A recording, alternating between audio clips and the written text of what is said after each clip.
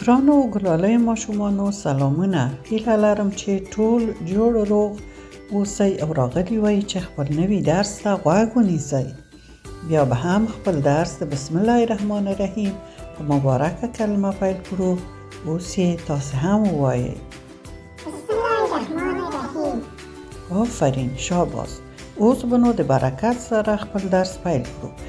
موږ تاسو نننی نوی درس کوم درس دی؟ دا درس د څه په اړه دی؟ ګورئ تاسو په شکل کې څه وینئ؟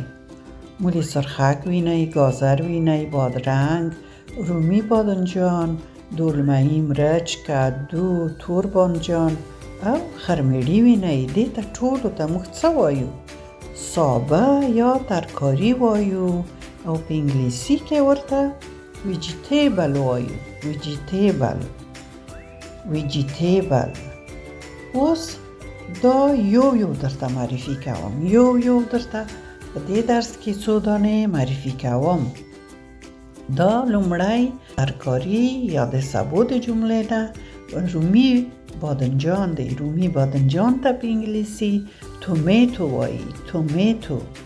دا رومی بادنجان ډیر خوندور دی په سلاد کې او په دې کې هر شی چې تاسو مرجانه پخوي حتما رومی بادنجان پکې اچوي. دا بل تصویر وګورئ. دا څه شی دی؟ دا حتما پیژنئ. دا خو بادرنگ دی. خوندور بادرنگ. دا هم په سلاد کې اچوو، هم یې خام خورو او ځینې کسان یې پخوي هم. دې ته په انګلیسي کې بادرنگ ته کوکمبر وایي. کوکمبر. او دا د ماشومانو ډیر خوښیږي او ډیر مزدار هم. دا څه شی دی؟ دا خو حتما پیژنئ. د دې خام او پوخ خلک خوري او سترګو ته ډیره ګټه لري. دا گازر دی. گازرو ته په انګلیسي کې کاروت وایي. کاروت. کله چې تاسو گازر خورئ نو تاسو سترګو ته ډیره ګټه رسوي، ډیره زیاته.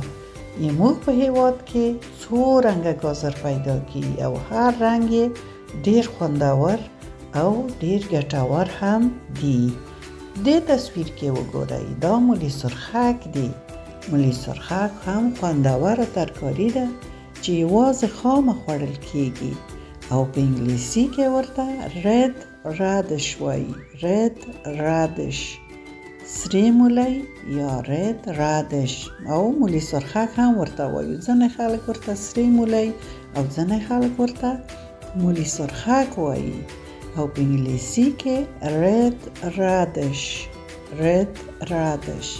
خدای دې وکړي چې د نن ورځې درس هم خوښ شوی وي. نور ترکاري به بله ورځ درته معرفي کړم. ترکاري یا سابه. ځینې کسان سابه ورته وایي. نور نو مو وخت نه نیسم. د خدای پامان.